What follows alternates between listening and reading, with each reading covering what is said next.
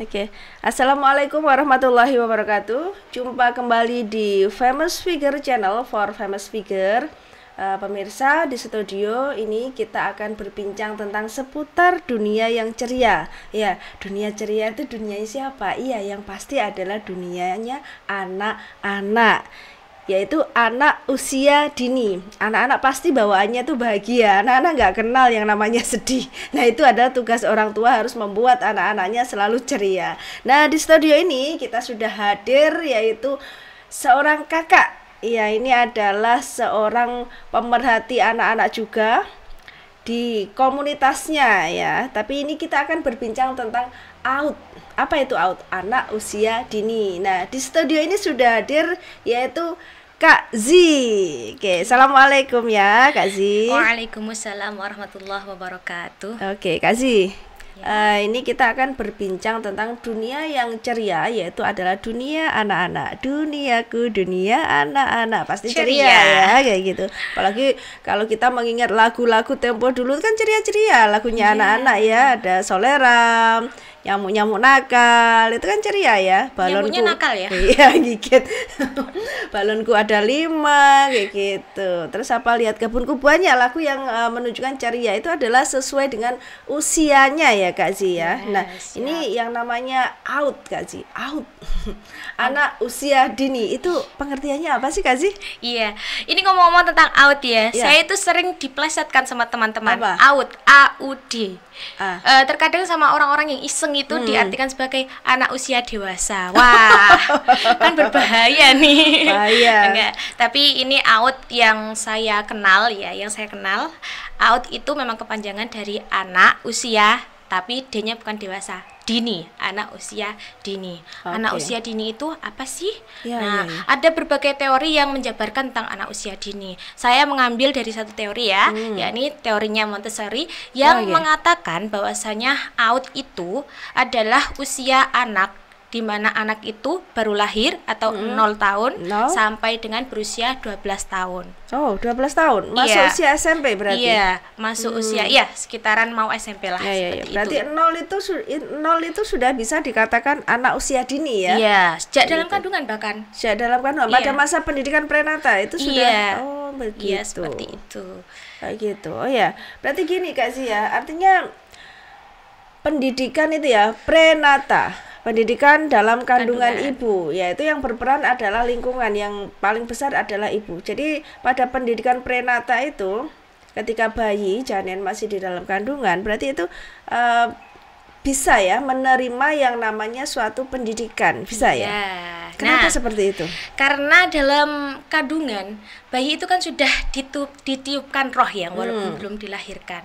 Nah, dari situ kita sudah bisa berinteraksi dengan bayi. Belum bayi namanya kalau belum dilahirkan. Janin ya, mohon maaf, janin. Kalau dalam kandungan namanya masih janin ya. Janin yang sudah memiliki ruh itu bisa kita ajak untuk berinteraksi. Caranya bagaimana? Ada memang fase-fase tertentu dan stimulasinya kan mestinya berbeda. Nah, ini saya mau menjabarkan secara universal saja, secara globalnya. Ya, salah satunya itu dengan menggunakan rangsangan cahaya. Bagaimana bisa nyenteri itu bahasa menyoroti pakai sinar itu ya. Iya, betul. Diarahkan ke perut ibu. Nanti kalau anak itu merespon, pasti ibu bisa merasakan gerakannya. Bisa anak itu nanti memutarkan badan atau bagaimana itu. Terus yang kedua, dengan memperdengarkan suara. Boleh suara musik atau bisa diajak ngobrol. Nah, ini ngomong-ngomong diajak ngobrol nih ya. Saya teringat dengan kasus yang ada di Indonesia saat ini. Iya, apa itu? Menurut survei terakhir pada tahun 2023 itu, Indonesia menempati posisi ketiga dunia kasus fatherless. Seperti apa itu? Fatherless adalah suatu kasus di mana ayah kurang berperan dalam pengasuhan anak. Seperti itu. Akibatnya apa? Kurangnya kedekatan antara anak dan ayah. Ini sangat berpengaruh pada perkembangan anak di kemudian hari, terlebih saat dia itu memasuki usia dewasa, remaja maupun dewasa. Ya, sebenarnya kalau kita itu mau mendidik anak itu sebenarnya tidak boleh dibebankan pada seorang ibu. Iya. Karena kan begini, buatnya berdua. Berarti kan pendidiknya juga harus berdua dong, nggak adil banget kalau misalnya. Namanya fitrahnya manusia kan kolaborasi ya. Iya betul, tidak boleh membebankan salah satu saja. Walaupun memang notabene itu ibu lebih banyak waktu bersama anak karena mungkin ayah masih sibuk mencari nafkah atau bagaimana, karena tanggung jawabnya memang seperti itu. Tapi tidak boleh sebenarnya ayah itu mengurangi intensitas interaksinya bersama anak karena dampaknya buruk sekali. Nah, kasus yang lagi viral di zaman sekarang itu salah satunya juga LGBT. Oh iya. Nah, dampaknya sampai segitu parahnya. Iya, ya? sampai segitu parahnya, sampai anak itu bisa terjerumus dalam LGBT itu bisa jadi di waktu kecilnya dia itu kurang dekat dengan ayahnya. Akibatnya ikatan emosional kecerdasannya itu kurang berkembang. Begitu ya. Berarti seperti itu ya pemirsa. Artinya ada ya kita kita membaca sebuah hadis yaitu artinya gini, tolabul ilmi minal mahdi ilal lahdi. Artinya minal mahdi itu artinya dari buayan kandungan ibu. Dan itu kan sudah bisa berinteraksi ya. Iya, artinya ketika di dalam perut bayi itu bisa bergerak ya kan. Ketika pengalaman ketika hamil dan itu janin itu kita bacakan ayat Al-Qur'an sama musik itu ternyata ada loh perbedaannya. Gitu. Terus saya itu pernah tahu video ya di media sosial, beberapa video itu antara anak didengarkan musik sama yang didengarkan ayat suci Al-Qur'an. Nah, di situ ditampilkan di monitor itu ada dua janin yang didengarkan musik, dia itu geraknya itu nggak karu-karuan. Nggak terarah, over. Ya. Sedangkan yang diperdengarkan ayat suci Al-Qur'an itu janinnya itu tenang dan bahkan ada yang sampai bersujud, masya Allah. Iya, bentuknya ya seperti itu ya. Nah itu memang terasa sekali ketika memang benar apa yang dikatakan Kasih ya, waktu hamil itu saya pernah mencoba ya gitu kan, ketika bayi itu saya baca Al-Qur'an itu memang gerakannya tenang. Ritmenya, alurnya itu tenang gerakan bayi. Tapi ketika sudah saya berikan musik yang kencang, joget di dalam, nendang-nendang itu lebih kencang. Iya, apalagi kalau musiknya jeduk-jeduk. Dan ternyata Al-Qur'an itu jauh lebih dahsyat dan membuat lebih tenang di situ. Iya, selain itu juga dapat menstimulasi syaraf-syaraf di otak. Jadi anak itu akan lebih cerdas insya Allah ke depannya gitu. Dan kalau lahir pun dia juga tidak akan jauh dengan Al-Qur'an dan akan tidak asing dengan lafaz-lafaz Al-Qur'an ya Kasih ya. Makanya itu banyak kan program-program hafidz Quran di televisi maupun di mana di studio mana itu yang banyak menayangkan tentang anak-anak yang luar biasa masih usia 7 tahun, 5 tahun itu sudah bisa hafal 30 juz bahkan. Nah, ternyata setelah diwawancarai anak tersebut sudah diperdengarkan Al-Qur'an sejak dalam kandungan. Subhanallah. Itulah lebih cepat nyantolnya.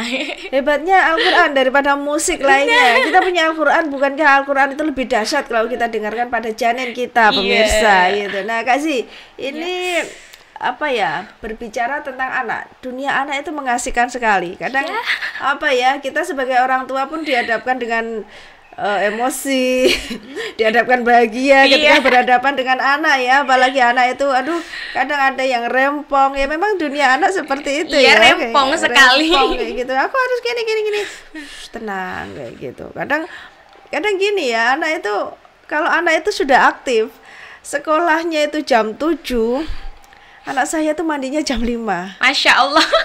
Mandinya jam 5, terus padahal sekolahnya jam 7. Jam 5 dia kalau nggak bangun, nggak mandi, dia resah.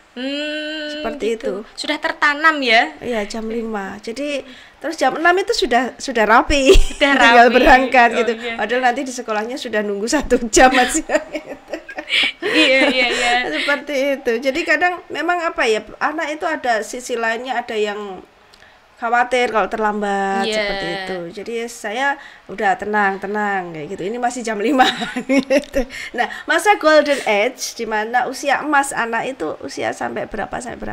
Nah, tentang golden age ini sebenarnya apa sih golden age ini? Kalau kita artikan secara bahasa, golden artinya emas. Emas. Age artinya usia. Oke. Nah, bisa dibilang golden age itu adalah usia keemasan. Usia keemasan itu adalah usia di mana perkembangan fisik, kognitif anak itu sedang pesat-pesatnya. Nah, usianya itu rentang berapa? Kalau saya lihat dari teorinya Piaget, itu antara usia 0 sampai dengan 6 tahun. Itu usia golden age. Jadi, saat usia tersebut, orang tua, lingkungan itu harus memberikan stimulasi yang semaksimal mungkin untuk mengoptimalkan perkembangan anak. Oke, artinya ini erat kaitannya dengan nutrisi. Nah, itu juga tidak kalah penting nih. Iya. Kalau sekarang 4 sehat 5 sempurna atau apa ya istilahnya sekarang? Kalau masih dulu masih 4 sehat 5 sempurna ya, kayak gitu ya. Oke. 4 sehat 5 Nasi sempurna. piringku apa? Ada yang Isi piringku. Isi piringku. Iya. Ya. Isi piringku. Saya lupa apa itu isi piringku. Isi piringku itu yang mencakup 4 sehat 5 sempurna hanya saja dengan beragam lauk setiap harinya, tidak sama. Ini itu tidak sama gitu. Istilahnya sekarang isi piringku. Kalau saya zaman sekolah dasar dulu 4 sehat 5 sempurna. Sempurnanya itu tambah 1 gelas susu. Iya. Kalau sekarang kayaknya anak-anak itu semuanya sudah minum susu. Kalau zaman saya dulu tidak semua anak bisa minum susu ya. Kalau sekarang ya karena mungkin kemajuan zaman ya, anak bisa memperoleh apa yang dia inginkan, salah satunya nutrisi yang tepat itu. Nah, makanya orang tuanya memberikan susu setiap hari. Iya, dan anak sekarang perkembangannya jauh lebih pesat ya secara tubuh ya. Iya, betul sekali Bu. Saya sama anak-anak kelas 6 SD lebih tinggi anak kelas 6 SD nih. Iya, karena gizinya dapat ya gitu. Iya, saya kurang gizi apa gimana ya? Aduh, golden age ini masa usia keemasan. Jadi anak ini cerdas-cerdasnya anak ya, bisa diisi dengan hal kritis-kritisnya anak. Jadi sesuatu hal yang positif yang harus kita tanamkan pada anak, karena loadingnya itu cepat. Ya, betul sekali. Loadingnya itu cepat. Apa-apa yang ditangkap oleh panca inderanya pasti akan langsung masuk ke memori, masuk ke memori anak, dan itu akan diolah menjadi perilaku. Oke, langsung ke sensorik motoriknya teraplikasikan ya di situ ya.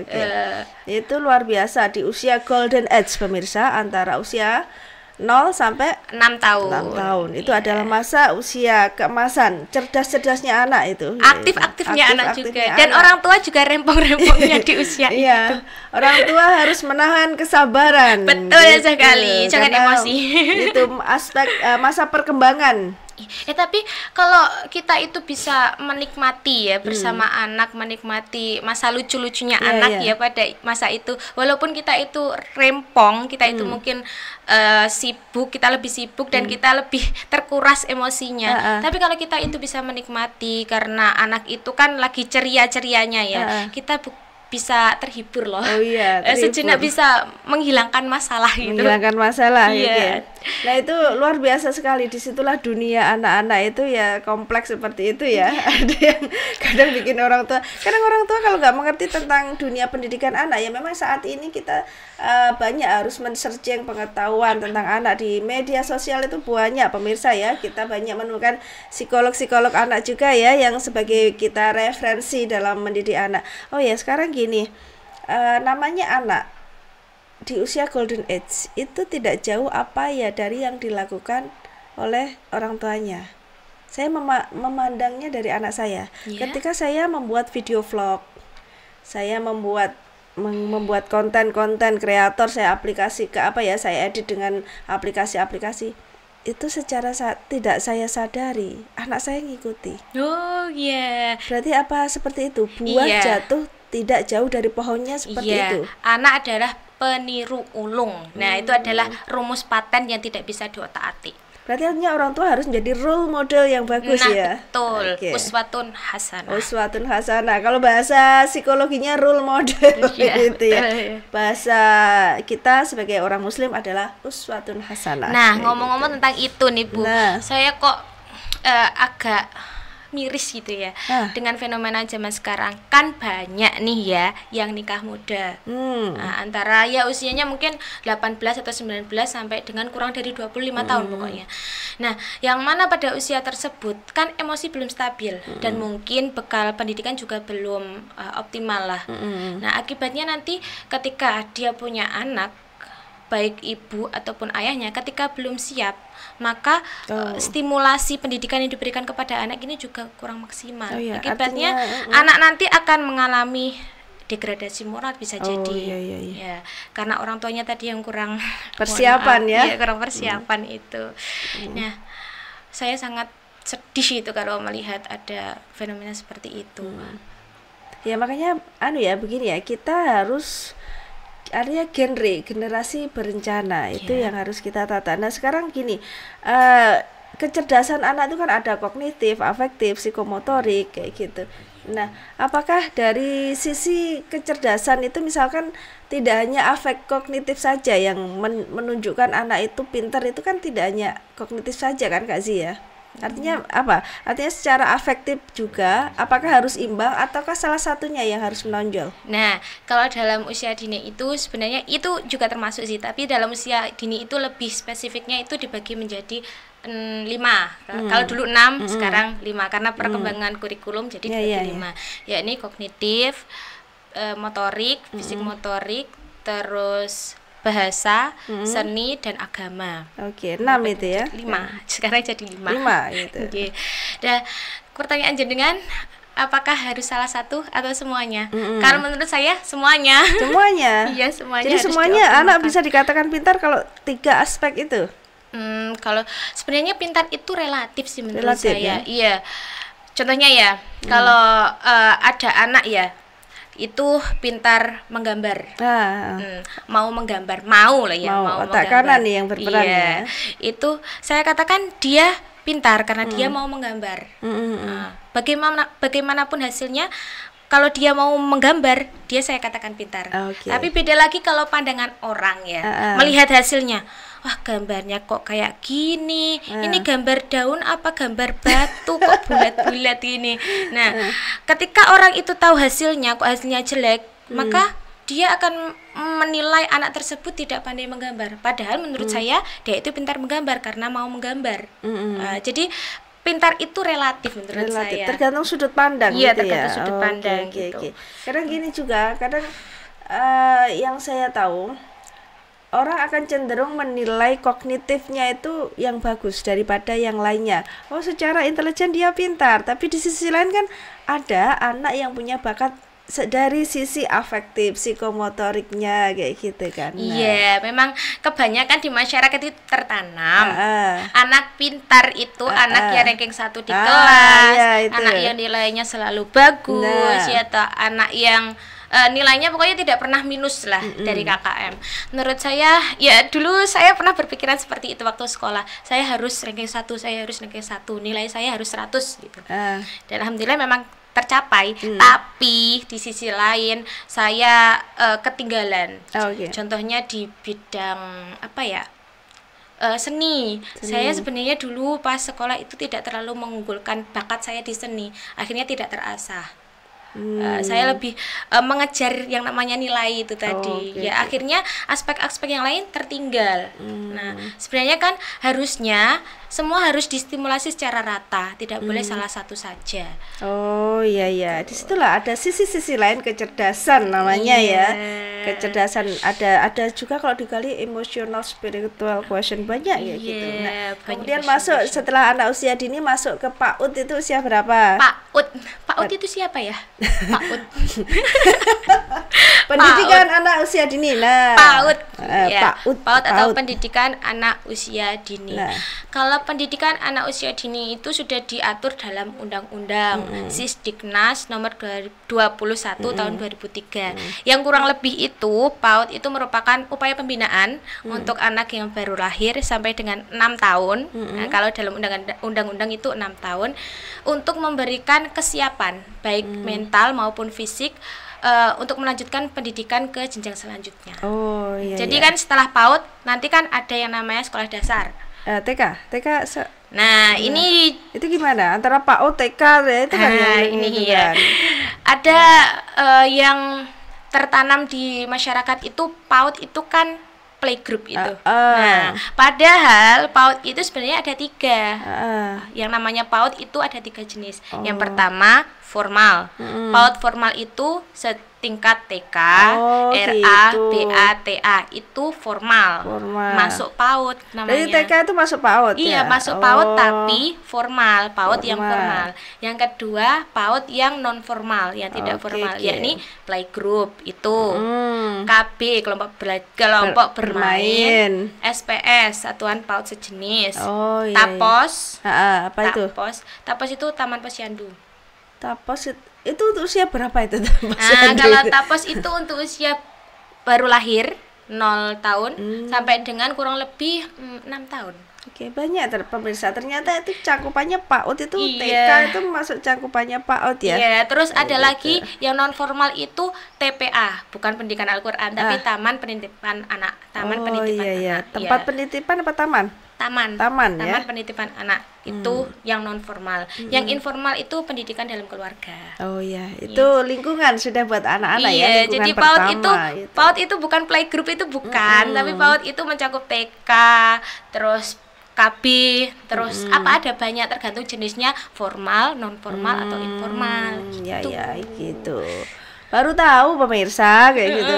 Itu kan urutannya kan orang mengatakan PAUD, terus habis PAUD TK, TK, nah, habis itu TK, gitu. bukannya Pak. saya kurang betul karena TK juga termasuk PAUD. Nah, habis pendidikan anak usia dini itu jenjang selanjutnya itu adalah pendidikan dasar, SD atau MI. Nah, setelah itu barulah pendidikan menengah, Oke. SMP atau SMA, baru pendidikan tinggi. Oh iya ya, ada urutannya pemirsa, Iya. tertib. Iya, tertib. Oke, kasih terakhir Ya. motivasi Anda kepada para orang tua agar selalu artinya memperhatikan anaknya pada masa-masa usia golden age kayak Iya, gitu. golden age itu usia yang tidak akan terulang lagi di usia-usia anak di kemudian hari. Jadi manfaatkan sebaik mungkin kesempatan itu, karena dengan kedekatan Anda selama golden age bersama anak, maka akan dikenang terus oleh anak setelah anak itu remaja bahkan dewasa nanti. Karena pada saat golden age itu memori anak sedang kuat-kuatnya. Jadi kalau kita itu membangun attachment yang baik dengan anak, maka anak juga akan membangun attachment yang baik dengan kita. Bahkan bukan hanya saat anak-anak saja, saat remaja dan dewasa. Oke. Pemirsa, luar biasa sekali perbincangannya. Nanti akan ada episode selanjutnya. Tapi untuk saat ini waktu yang akan memisahkan kita. Nah, pemirsa, masa anak-anak usia golden age itu adalah usia emas. Anak-anak cepat menangkap, cepat merespon kayak gitu. Jadi berikan suatu hal nilai yang positif, tanamkan tentang pendidikan-pendidikan yang positif yang ada di sekitar kita kepada anak, sehingga itu akan melekat pada anak ketika dewasa nanti. Ketika orang tua memberikan afeksi, kasih sayang kepada anak secara lebih, maka anak itu akan selalu mengingatnya, ibuku, ayahku, keluargaku, sampai di usia dewasa nanti. Nah, itu yang namanya mengayomi anak, memberikan fungsi afeksi kepada anak di usia golden age. Maka jangan sia-siakan kesempatan golden age ini kepada anak Anda, putra-putri Anda. Dan ini adalah masuk pada anak usia dini, masuk kepada pendidikan anak usia dini. Oke, terima kasih pemirsa dari kami di studio di Famous Figure Channel for Famous Figure. Mohon maaf apabila ada salah kata. Wassalamualaikum warahmatullahi wabarakatuh. Waalaikumsalam warahmatullahi wabarakatuh.